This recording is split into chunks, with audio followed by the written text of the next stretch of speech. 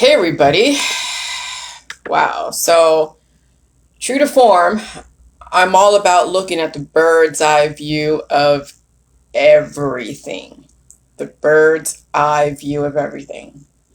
Because that's how you're able to then look for patterns and see the connections and then move the pieces on a chess board the way in which you want to control the outcome. And so there's a lot of people in our society, like a lot, different societies, that have the privilege to see the bigger picture, to have a bird's eye view of everything. And then it takes a layperson to finally get access to all the information in the world by way of Google and study every single aspect of society. And so this last year and a half, since the beginning of 2020, it's been all about not only experiencing what I want to write about, but also even uncovering more of the bird's eye view of it all. And,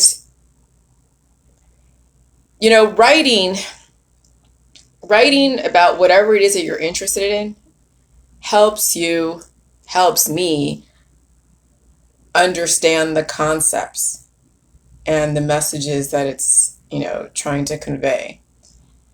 And so this last year, I have been writing so much, and I'm really happy that I had somebody take a look at my writing and take a look at all of, what I'm writing about. They give me their feedback on my sentence structure. They give me feedback, even just their point of view, which I completely acknowledge and I'm very thankful for, because it was a process that I needed to go through. Because when you're writing about physics, when you're writing about everything that has a rabbit hole attached to it, it is now embedded as a snapshot in your mind, as compartmentalized information that has yet to see the connections, but it's just putting data like in your files, and then eventually all of that data will culminate into something. And so, so the thing about rabbit holes, yeah, rabbit holes make you so tunneled. I remember the amount of rabbit holes I went down since my husband and I got together and he chose to drive a truck. And I chose during that time in the back of the truck while he was driving during the day, and I was sleeping during the day, because when someone's driving, I fall asleep. So when he's sleeping, I'm on YouTube, watching every single video on every single rabbit hole offered to mankind on YouTube, on the internet. I read so many websites. I watched so many videos.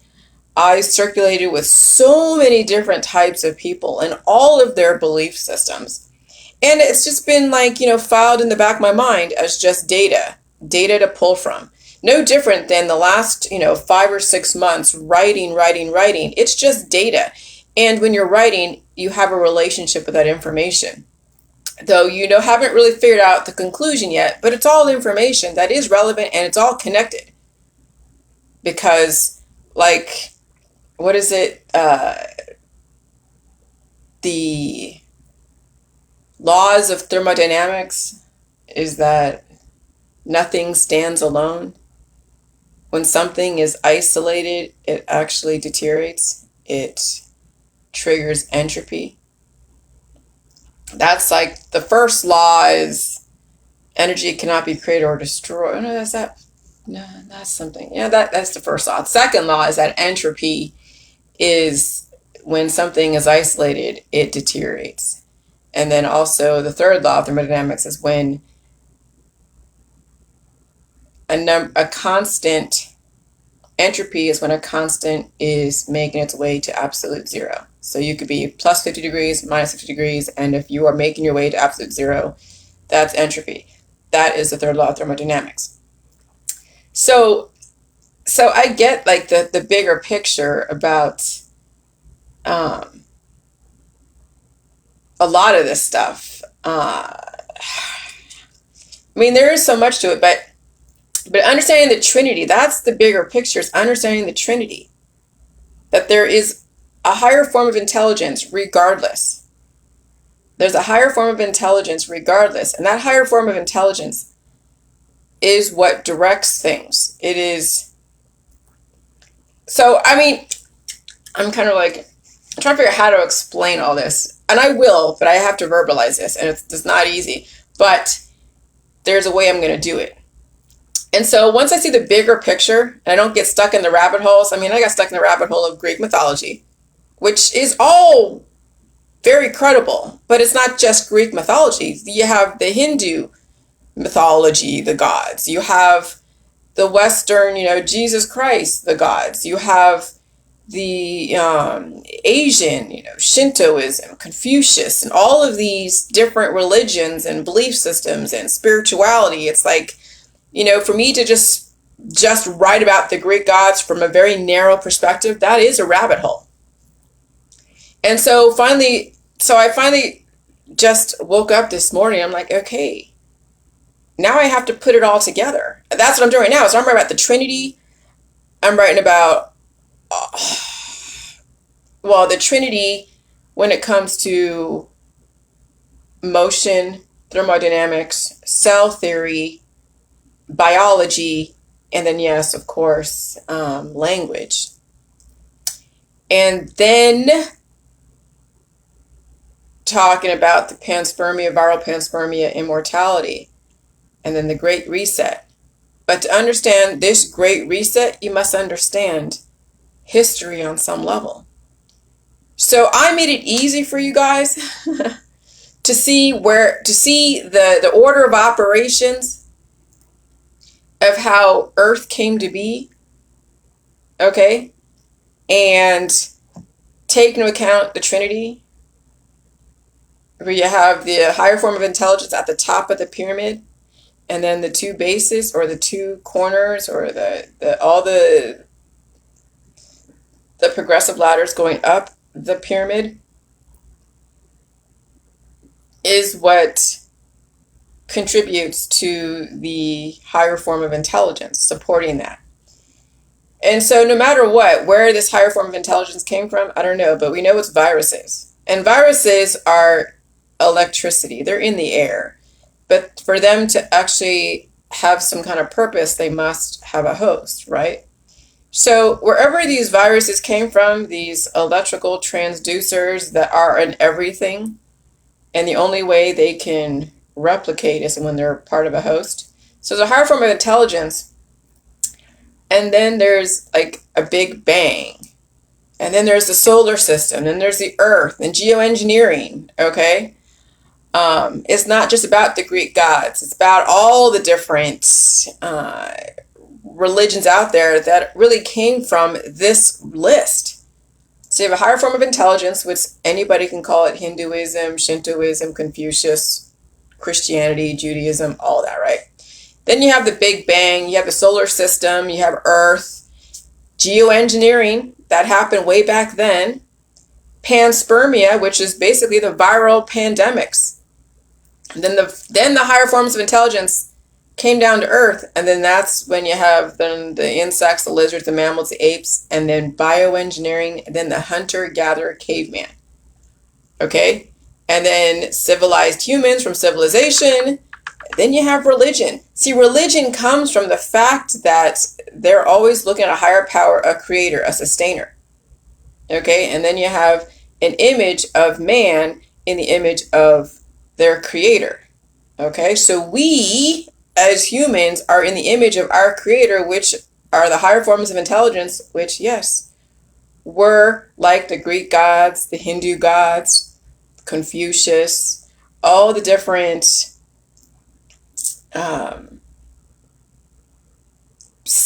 I don't know, people in our society that had access to these higher forms of intelligence. Because even we don't even know, like Socrates, Socrates is a higher form of intelligence, but was he the original one? And then he was actually trained by two women that we don't even know who they are. They came from someplace else. Where do they come from? We don't know. But all we know is in Western civilization is that Socrates had all of these great sayings, had all of this stuff, and that's where academia came from. It came from the Greek side of it. So that's Western civilization. But then we still have to take into account Eastern civilization, still West, Northern civilization, Southern civilization, whatever. And so it really, but the bigger picture is that we have higher forms of intelligence that were able to work with the bioengineered humans. So we've been bioengineered since day one. There was higher forms of intelligence since day one, but then the religion and the science and the politics came from obviously once humans were able to reason using logic and all of that. And then yes, where's the Freemasons and the Catholic Church? The Catholic Church came first. Christianity really came first. Well, religion came first, then it turned into Christianity, and then it was the science, because you had to worship, so you had to gain some kind of authority, and religion is all about referring to a higher authority.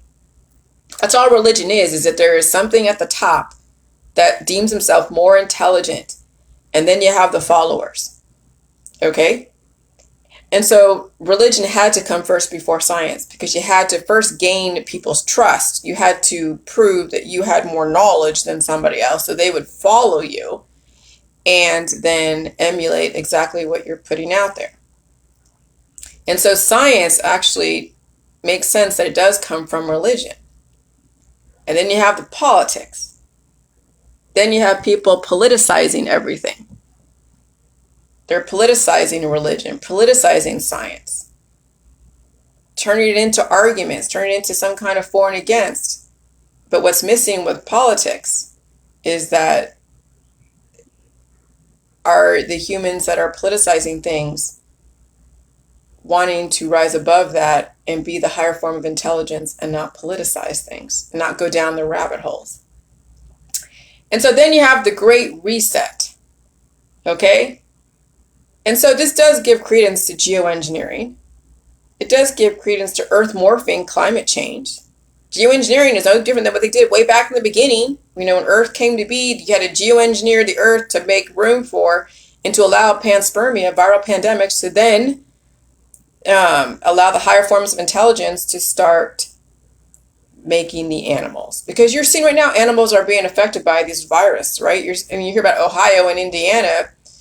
The songbirds are being affected or going blind, or they're dying. Not all birds are dying, but some of the birds are not taking to this viral pandemic. So you know that geoengineering and panspermia happened way in the beginning to create all these animals, and then now with this Great Reset. But why is there a Great Reset? Well, I mean, we learn from the higher forms of intelligence that to create some kind of society and some kind of community and some kind of, I don't know, organized symbiotic relationship with humans and animals and Earth, we've made mistakes in the past and now we're trying to correct them. And so the Great Reset is that taking the knowledge that we learn from other forms, higher forms of intelligence, and we're applying it. And no, you're not going to like it if you're not adapting. See, humans were made to adapt to the changes of the Earth. That's why humans have been around for as long as they've been around. No, we don't have a human that's here back in 2000 BC, because they keep dying and reproducing because they're not adapting through the current changes. And so right now we're seeing a geoengineering. We're seeing the Earth morphing, climate change. I mean, you're hearing about Germany and Belgium are under huge flood destruction. And then we're also dealing with panspermia. viral pandemics. Okay? And then we're also hearing about UFOs. Well, that's not any kind of surprise now when you look at what happened back in history. This intelligence, the UFOs, they're definitely far more not only intelligent, but they're far more advanced. If they're able to go and morph, like watching that movie, The Skinwalker Ranch, The Hunt for the Skinwalkers, I'm like, oh my God. And potential portals in different areas with high magnetic fields.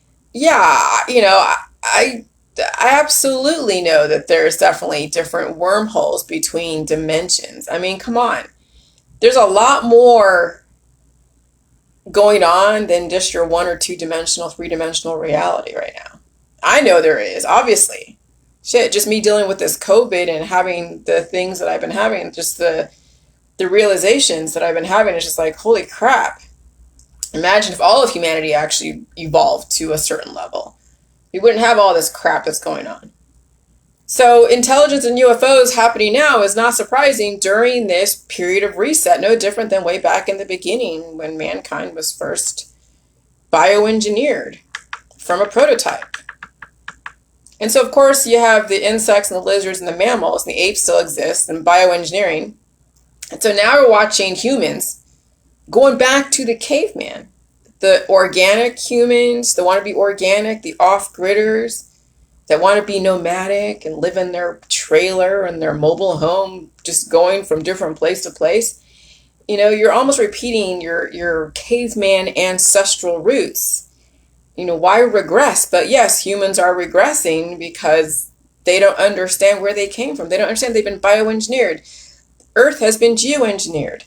There are higher forms of intelligence. How do we know these things? How do we know to make coffee? You take a plant like a coffee bean that's in its raw form, and then you break it down and you roast it, and then you grind it, and then you make coffee, and wow, it gives you a great rush and all this other stuff, and it's amazing, and you can add sweeteners. I mean, who thinks of this stuff, right? Not just like one day you wake up like, okay, I'm going to invent coffee. No, it's been taught to us, right? So humans have been regressing, and we're watching right now. That's where all these rabbit holes are. These rabbit holes are actually regressing a lot of humans. When you're going down the rabbit holes of religion, when you go down the rabbit holes of science, when you go down the rabbit holes of politics, you will not see the bigger picture. And so I had to actually go down all these freaking rabbit holes and then finally start making the connections between the rabbit holes. And that's what I really want you guys to start doing. So as long as you're not so distracted. But yes, distractions are what cause people to stay in their rabbit holes. Stay in their traditions. Stay in their recycled existence. And so what the conclusion of all of this is the fact that we have a choice between mortality and immortality. And that, you don't have to be, I mean, everything does come full circle, but you don't have to be caught in that very limited circle. That you actually can watch other circles keep repeating the same mistakes, keep recycling themselves out of existence. But that's the thing, is now you have a choice between mortality and immortality. And immortality doesn't mean that you're going to be impervious to an atomic bomb or something. Immortality is just strictly maintaining existence, following the laws of life, dealing with pain, not trying to cure yourself indefinitely, because you really can't. And unless you want to be a beef jerky, which you see in these mummified coffins out of Egypt, is they're all beef jerky. When you think about it, well, right now, humans are evolving. We're realizing we don't have to end up like beef jerky. We can end up still maintaining our existence. So as long as we understand what it takes to evolve and stay evolving without dying and reproducing a bunch of kids. Nothing wrong with kids, but when that is the sole purpose of a society, is to die and reproduce, there's no evolution. What you're doing is you're just making copies. And some people are pretty trippy out there, and they're making copies of their idiosyncrasies. And guess what? You have idiosyncrasies, you haven't resolved them, you have a kid, That kid's going to exemplify the same idiosyncrasies. Well, what's the point of that? Well, then science, yes, bioengineering is then trying to work with that prototype and see if they can correct those idiosyncrasies, but they don't do it the correct way because they don't get to the root issue. They're just patching up holes and tweaking, genomes and trying to elicit the most innovation or get something out of a person. But they don't really give the person the choice to overcome all their idiosyncrasies. And so yeah, we are in a great reset. Okay? And I don't know how aggressive this geoengineering is going to be, but we're seeing it all over the world. It's wetter over here. I mean, this morning I heard a mosquito just go right in my, this morning or last night, I heard a mosquito. It didn't bite me, but it was just buzzing in my ear. Well, why would a mosquito buzz in my ear? Why do they choose my ear to buzz in? And I'm like hitting myself. I'm like, what the hell? So finally I got a washcloth. Oh my God, if someone didn't know what was going on, they thought I was just beating myself up. It only happened once. But I got a washcloth with water and a little bit of peppermint oil. And I just, draped it on my pillow right next to me. And so I kind of washed myself with it. And so I didn't feel any more mosquito. Either he died because I hit myself or he's just like, oh my God, peppermint oil. So yeah, so I don't know how aggressive this climate, this geoengineering is going to be, but I'll tell you what, listen to indicators. You're seeing already California is so freaking hot. You're seeing already some places, they're saying the next 10 years, the coastal flooding is going to be insane. Okay, so, listen to indicators. I'm trying to get my Agilities crowd to understand indicators and to avert any potential destruction or, adversity, if you can, when it comes to the morphing of our planet. And it's going to be just like, when you pour water on an anthill, you watch some of the ants get carried away with the flood and other ants are like, oh my God, we see this thing coming, and they run the other way and they're the ones that survive. But I kind of find it ironic.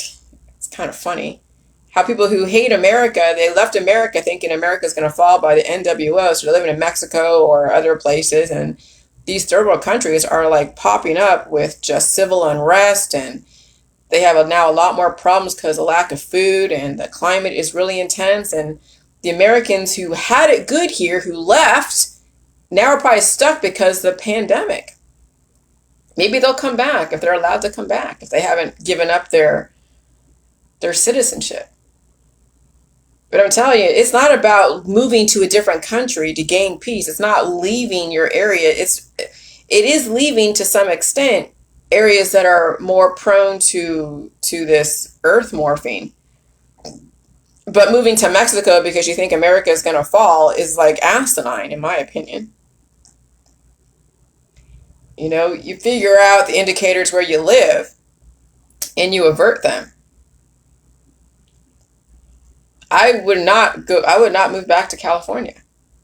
I wouldn't move anywhere but where I'm at right now. Yes, I'm near the lake, but really they're saying coastal. The lakes aren't coasts.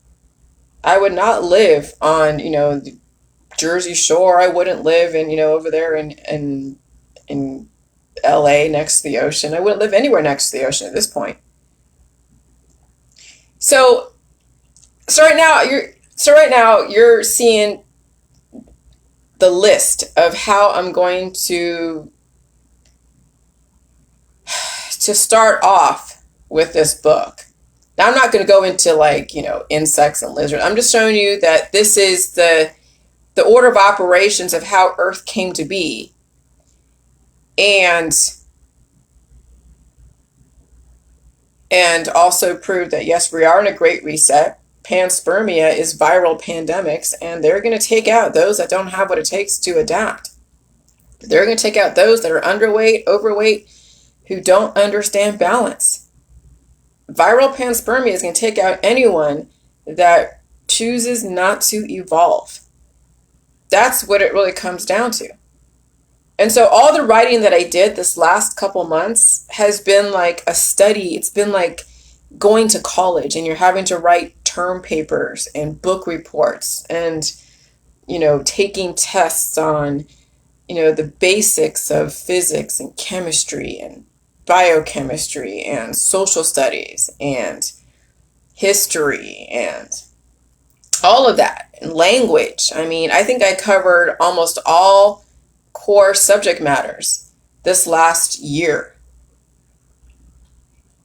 And so now it's taking all of that writing. And I'm not going to put all that writing into this book because there's so much to it. Because what's going to happen is that if I were to actually publish everything that I've written this last couple months, it would be like reading someone's homework paper and their book report. And thank God I didn't have Grammarly, which is this professional editing type of site, like a couple months ago, because I would have published everything that I've written. Yes, it would be much better writing, but it wasn't the full picture. I still didn't have all the information. And so the fact that I was agonizing over my writing and trying to make sure I had good sentence structure and the fact that I got sick was like telling me to slow down. And then once I figured out the bigger picture, then all of a sudden, because Grammarly was introduced to me by actually Kevin Van Rompuy a couple years ago.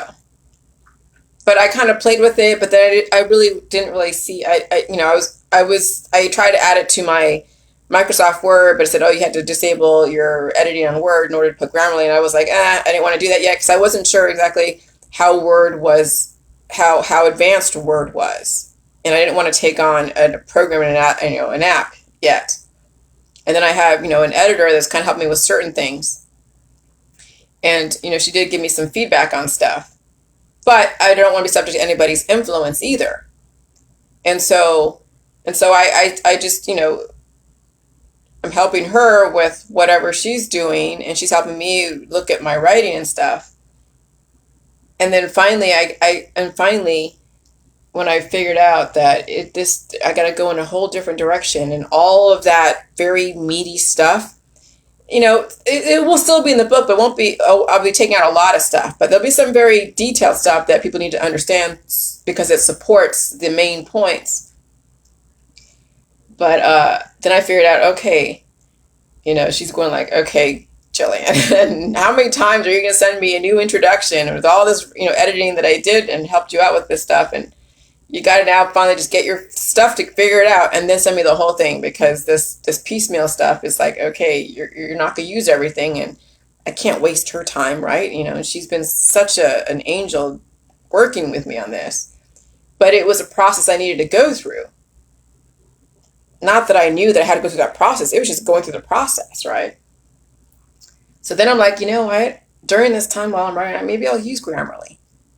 And then I uploaded a document into their sample site where you can upload a document so you can see how they would edit. And I'm like, oh, I like this.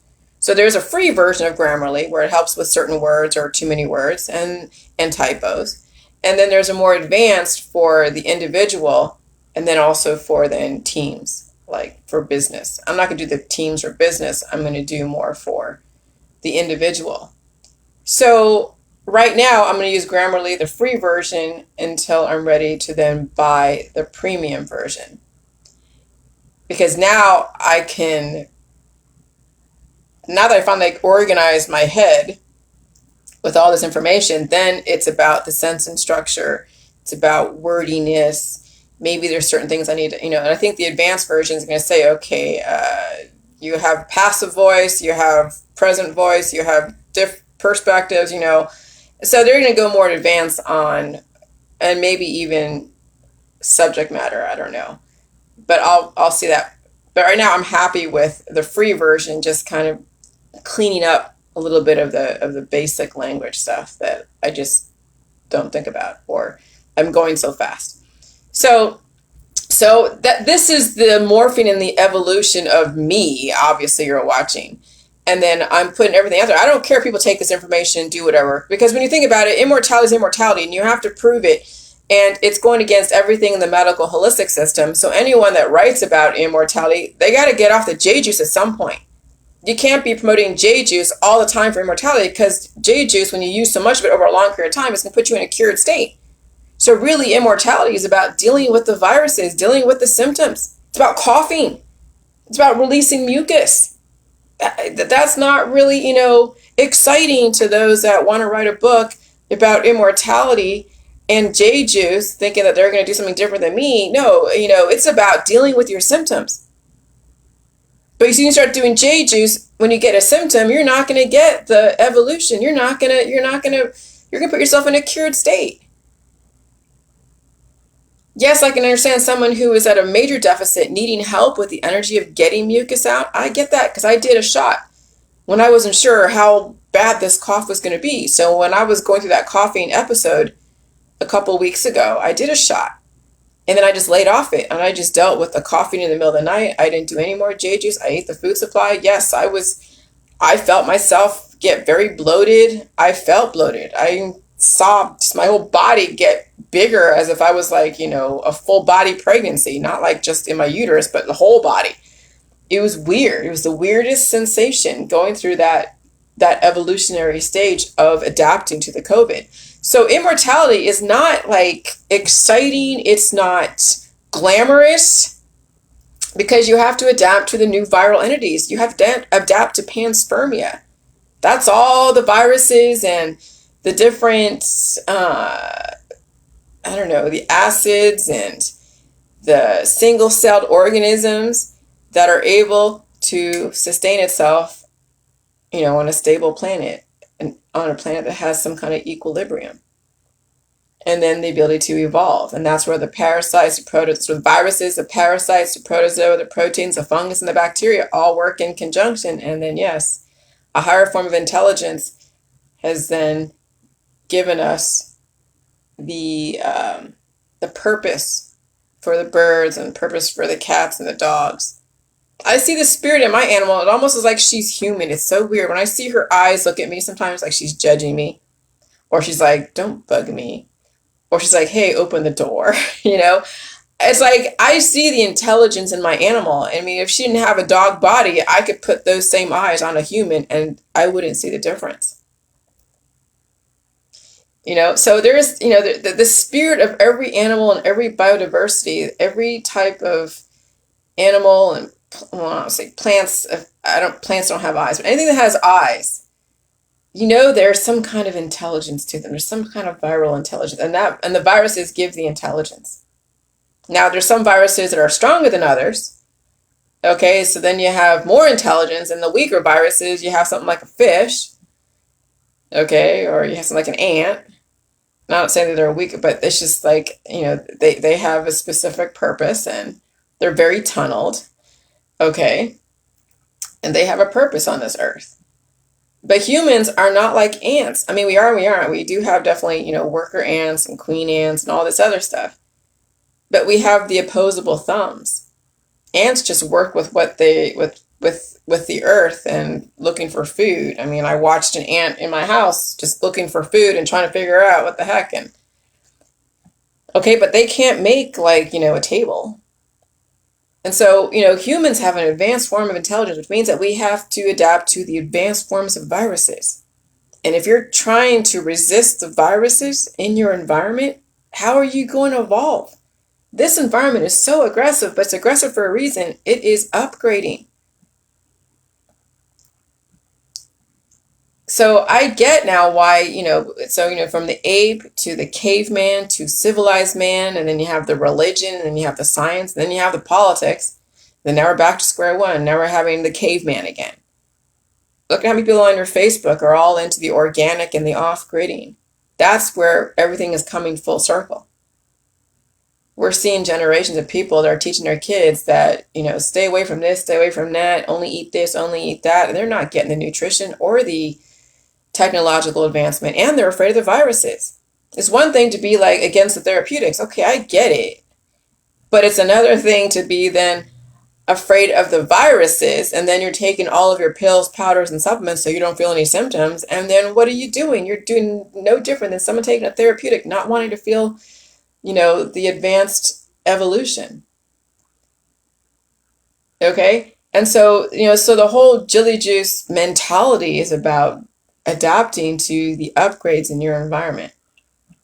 and not being so tunneled, understanding both sides of the argument, and then being the intelligence, the top of the capstone of the pyramid, to then rise above and deal with everything and be the intelligence. It's easy to fall into the rabbit holes of the for and against. It's so easy. And I've done it, and I've watched everybody in my world do it and still do it. But if I can show a pattern of how we came to be based upon all the information that's out there, it's all free, okay? There's nothing that I'm paid for here. Yeah, I got, my compulsory education about 8 or 9 years, really didn't think about it. And then I added college on top of that. And then life experience in the school of hard knocks, right? And then I did my own self-study. Then I see the patterns, yes. There's no surprise that we have, we're looking at UFOs and the release of UFOs. Well, that's all the intelligence, the higher forms that created us to begin with, and also cannibalized us. I mean, watching that documentary about the Skinwalker Ranch, where they're messing with the humans, they were eating more of the animals. I didn't see them really eating the humans, but then the humans got cancer from being exposed to some of these entities, these viral entities, because I think they are viruses that have some kind of intelligence, and the amount of energy, that magnetic field over there was probably extremely high, or have the ability to hold that, because it's out in the middle of nowhere. It's northeast Utah, the Uinta Canyon. And so, yeah, I think that you must have like a very open space to have your specific magnetic field be the predominant. Because I guess, could you have something like that here, like in the middle of suburbia? I don't see that happening. Now, you can have it in a house, like, the Demon House, Zach Bagans' Ghost Adventures, where there's like portals of something over there. I could see that. And that may be based upon a lot of electricity and a lot of death and a lot of trauma. And then, yeah, I could also see like in areas like, in parts of Germany from World War II, where there's a lot of trauma, a lot of electricity, a lot of death. Yeah. So I don't know. I'm rambling, but I'm seeing the bigger picture of how I'm formulating this. So when I said I was starting off with salt, I'm actually starting off with the Trinity. The Trinity, of the Catholic Church, and also a little bit of the Freemasons. Not going into too much, detail, but I will definitely cover superficially the religion, because I get it now. I don't need to go into so much detail. I mean, I can give certain dates and make the connections. 2,000 years, this is where the Jesus Christ, and then the advancements of science came from religion, of course. And then, of course, the politics came from that too. So the Catholic Church really is very instrumental when it comes to the formula, because it is about the Trinity. The Trinity of, you have equilibrium, and then you have a higher form of intelligence, the evolution. And so the bottom of the pyramid is the equilibrium, the plus and the minus, the integers. And then everything in between, the base and the intelligence, is right now our society. And some people fall at the bottom of the base, and some people are somewhere in the middle, and some people may have a higher form. And those are some of the secret societies that understand this, but they haven't figured out immortality, or they have, and it's not known, or I don't know. I can't think that I'm that special. I know there's somebody out there that understands the whole thing with salts and evolution and symptoms, or it has to be. I can't be the only one. I refuse to think that I'm the only one that understands this immortality thing. And so I'm going to give the benefit of the doubt to the Catholic Church. But though I see the Pope, he's dealing with diverticulitis. He's going to the hospital to get things, nipped and tucked. So is there someone higher than the Pope that knows about immortality? There's got to be. I don't want to be the only one that understands immortality, or all of you that understand the jilly juice and dealing with symptoms. So I don't know. So it's weird. It's just weird. I don't want to feel like no, I know it's not just me. No, it's not just me. I know that John Oakes is talking about Manly P. Hall. But is Manly P. Hall even alive? Let's see. Is Manly P. Hall alive. Oh, he deceased. He died in 1990. Wow. So even Manly P. Hall, and he has a lot of, astrologer, mystic, lecturer, the secret teaching of all ages. Okay, I get that. But this immortality thing? Is there anyone in the past? Well, no. Anyone in the past? That would be, yeah, that would be an oxymoron. Anyone in the past knows about immortality, they would still be alive today. And we'd all know about it. Interesting. So, whatever the case may be, you guys just understand immortality for what it is and be the proof. And immortality is not being impervious to things that are, obviously very aggressive. Like, yeah, I couldn't handle a gas chamber. I couldn't survive an atomic bomb if it was right here in my house. Okay?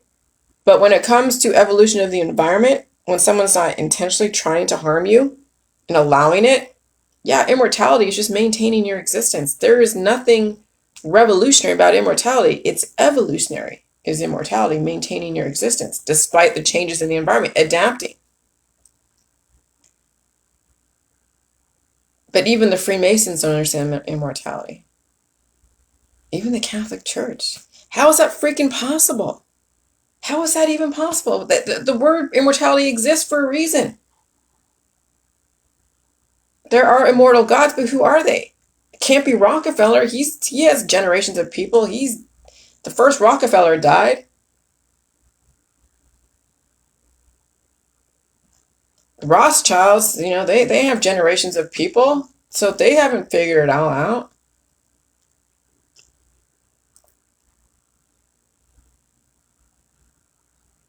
So, so if there's anyone that knows about immortality, they're not making themselves known. Well, we see why, Jillian. Look what you dealt with the last, 5 years. That's why they haven't come out. Somebody had to be the sacrificial lamb to say, oh, holy shit, do we have to die?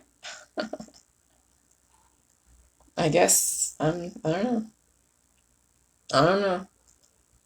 But you guys just understand patterns, deal with your predispositions, deal with this viral stuff. Don't be taking jelly juice to cover up your symptoms. At some point, you have to get off the J juice and deal with your environment. And if you're 21 years old and you did the J juice and you feel a kind of way and whatever, now it's about getting off the J juice and dealing with the viruses, allowing yourself to feel the symptoms. Yes, I understand that constipation and all that stuff will happen. You'll go through that process. Keep eating the food supply and learning how to get the poop out without having to do J juice and all that stuff, because you don't want to rely on anything to get the poop out except for you and your digits, and get to know your body, I guess. And don't be afraid of symptoms. Okay? And know that you'll get through each predisposition.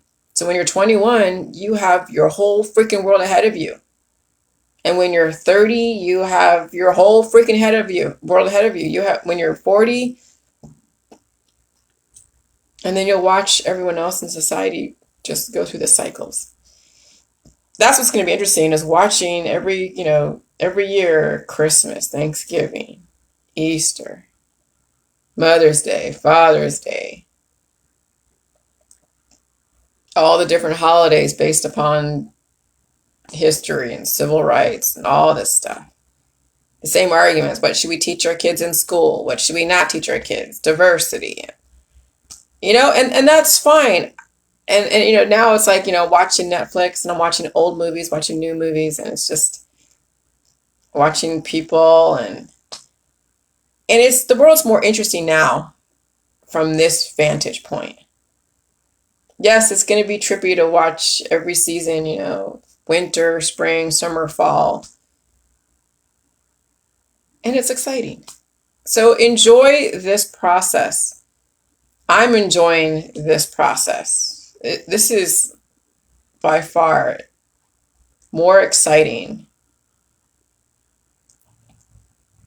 than me being so nomadic in my 30s and my 20s. Yes, I've had between my 20s and 30s, I was very nomadic. Finally, I've set some roots down. And that's a civilized humans when they set their roots down and they evolve. But yes, in the beginning, humans, yeah, were nomadic. No different than a 21-year-old who wants to discover the world. Okay, be nomadic for a certain amount of time, but at some point you have to set roots down. It doesn't mean you have to have kids and have a family. It just means that you set roots down and you maintain existence and you evolve. And that's the key thing is when you finally settle down. Again, it doesn't mean you have a bunch of kids and you get married. That just means that you have evolved and you are now working on your personal and professional development. Because that's what's key is personal and professional development. That's where happiness really comes from is when you finally figure out your use. And it's not contingent upon somebody else making you happy. Is that you are developing yourself. And that's key. All right, I'm rambling, but you guys have a great day. Thanks for listening. Bye.